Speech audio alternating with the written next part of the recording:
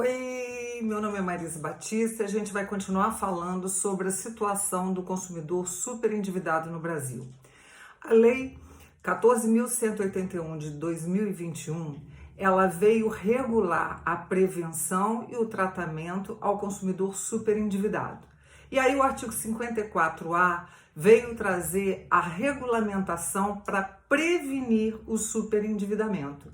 Então, hoje, por exemplo, as instituições financeiras não podem veicular campanha ofertando concessão rápida e imediata sem aferição nos cadastros restritivos de crédito. Também as instituições financeiras não podem veicular campanhas publicitárias ou não, ainda que não haja campanha publicitária, mas dentro da instituição financeira, informar ao consumidor que ele, adquirindo, por exemplo, um empréstimo consignado, um cartão de crédito, um cheque especial, é a juro zero, ou sem juros, ou sem taxa. Não pode. E o que é a situação do superendividamento? É quando a pessoa física ela tem mais dívidas do que renda para arcar com as suas dívidas. Então, essas dívidas já são exigíveis e ainda tem dívidas vincendas, por exemplo, da contratação de serviço de prestação continuada. É esse consumidor super endividado e muitas vezes extremamente vulnerável, o super vulnerável, que é o idoso, o aposentado, a pessoa de baixa renda. São essas pessoas que se tornaram vítimas das instituições financeiras, porque vivem um verdadeiro assédio de consumo. Então, essa lei de 2021, ela veio tentar coibir o superendividamento com medidas de prevenção. Quais seriam essas medidas de prevenção? A prática de concessão de crédito responsável, com uma aferição da capacidade econômica daquele consumidor para que ele não caia no superendividamento. E mais, é um direito do consumidor à educação financeira. Esta é a ideia da prevenção do superendividamento. Mas a lei trata também, no artigo 104A, da situação em que o consumidor já se encontra superendividado. Então, o consumidor superendividado, ele tem dois caminhos.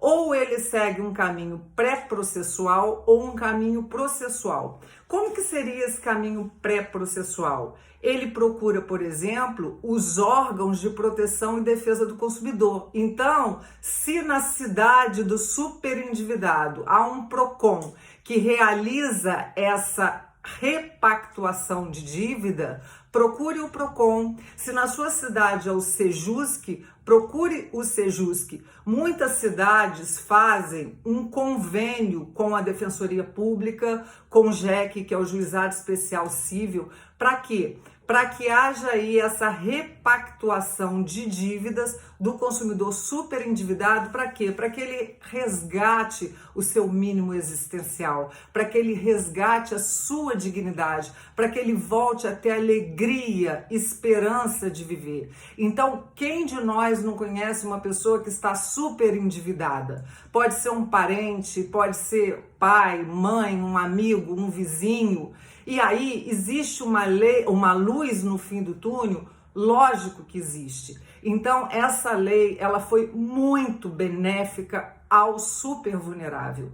Então, procurando esse caminho pré-processual, pode-se ter êxito. Agora, se não tiver êxito, pode-se também buscar a via judicial. Então, vai haver necessidade de um advogado e, se o superendividado não tiver um advogado, ele pode procurar a Defensoria Pública. A Defensoria Pública vai fazer um requerimento ao juiz para a instauração de um processo de repactuação de dívidas.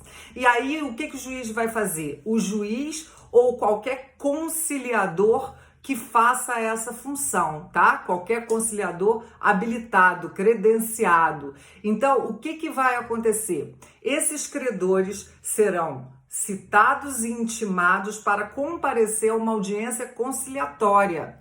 Nessa audiência conciliatória, o consumidor superendividado, ele tem que apresentar um plano de pagamento. E esse plano de pagamento deve ser feito por pessoas especializadas. Pessoas especializadas, por exemplo, em gestão financeira. Então vai ficar reservado o mínimo existencial para que ele cumpra os seus compromissos ordinários. E o restante vai ser repactuado para o pagamento da dívida. Marise, até quando? Até 5 anos é o prazo que o superendividado, caso o juiz entenda que preencha os requisitos, para pagar as contas. Mas quem são esses superendividados? Necessariamente tem que ser pessoa física, pessoa natural, não cabe pessoa jurídica. Tem que ser o consumidor de boa fé, aquele consumidor que contraiu produtos ou serviços, só que ele não sabia as consequências do encargo, dos juros, muitas vezes extorsivos. Então, é para este consumidor de boa fé que é possível a repactuação. Agora, aquele consumidor que age de má fé, dolosamente, para ele não cabe a repactuação. Também não cabe a repactuação de dívidas para aquele que contraiu a dívida em razão de contratação de produto ou serviço de luxo, tá? Marise, cabe a repactuação, por exemplo, no caso de dívida alimentícia? Não. Dívida alimentícia, previdenciária, tributária, não entra aí na lei de endividamento. Entra os contratos regulados pelo Código de Defesa do Consumidor, mas nem todos. Por exemplo, um contrato de crédito com garantia real não entra na repactuação. Também não entra na repactuação o contrato de crédito com garantia real. Desculpe, eu me equivoquei aqui. Se é o contrato de crédito de garantia real e o contrato de crédito rural. Não entram, como também não entram o contrato de financiamento imobiliário, tá? Agora, qualquer outra contratação regulada pelo Código de Defesa do Consumidor, que seja de prestação continuada e que leve o consumidor à impossibilidade de pagar sem comprometer o seu mínimo existencial, caberia a repactuação, tá? E aí, gente, quando o juiz intima os credores para comparecimento nessa audiência conciliatória, aqueles credores que não comparecer, eles vão sofrer uma sanção pela lei. Qual é a sanção? Vai suspender a exigibilidade da cobrança do débito do credor endividado, vai interromper a incidência de juros e correção monetária e mais, ele vai se sujeitar compulsoriamente ao plano de pagamento se o juiz vier a homologar aquele plano. E mais, ele ainda passa para ser o último da fila dos credores a receber os seus créditos, ok? E mais, quando o juiz homologa esse plano de pagamento, o consumidor ele passa a ter um título de crédito, um título executivo judicial. E quais as consequências disso? Ele pode conseguir, por exemplo, uma carência de 180 dias para começar a pagar. Ele pode conseguir a diminuição dos cargos e dos encargos e das taxas de juros.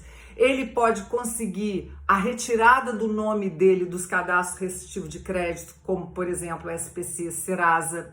Pode conseguir a extinção, a suspensão das ações que já estão em trâmite contra este consumidor superendividado, tá? Agora, tem um detalhe. Quando é homologado esse plano de pagamento, o consumidor endividado ele também tem que se comprometer a cumprir esse plano de pagamento. E ele está vedado de fazer um requerimento em prazo inferior a 2 anos do cumprimento do plano de pagamento das primeiras dívidas, ok? Então, gente, eu espero que eu tenha trazido boas notícias. Você que está super endividado, ou você que tem um parente ou um amigo que está nessa situação, não se sinta indigno por isso. Indigno é quem contrai dívidas com a intenção de não pagar. Agora, aquela pessoa trabalhadora que a vida inteira arcou com as suas obrigações e por uma questão de desconhecimento se enrolou na contratação, por exemplo, do empréstimo consignado, de um cartão de crédito consignado, existe essa saída, tá? Então procure o PROCON da sua cidade, procura o Sejusc, procura a Defensoria Pública, procura um advogado que possa te ajudar, tá bom? Há sempre uma luz no fim do túnel para aquele que age de boa fé, tá? E o Código Civil, como Código de Defesa do Consumidor, existe um princípio que regula as relações. Há uma presunção de boa-fé, ok? Então, corre lá, tente buscar os seus direitos, ok? E você vai sair dessa situação difícil que você tá. Você ou um parente seu ou um amigo seu, tá bom? Porque isso é um problema social que atinge a todos nós. Ninguém fica satisfeito em saber que nós temos uma sociedade super endividada, né? Então, a lei tá aí e vamos correr atrás dos nossos direitos, tá bom? Um beijão para vocês e a gente continua falando do superendividamento e dando outras dicas de Código de Defesa do Consumidor, tá? E um abraço também. Tchau!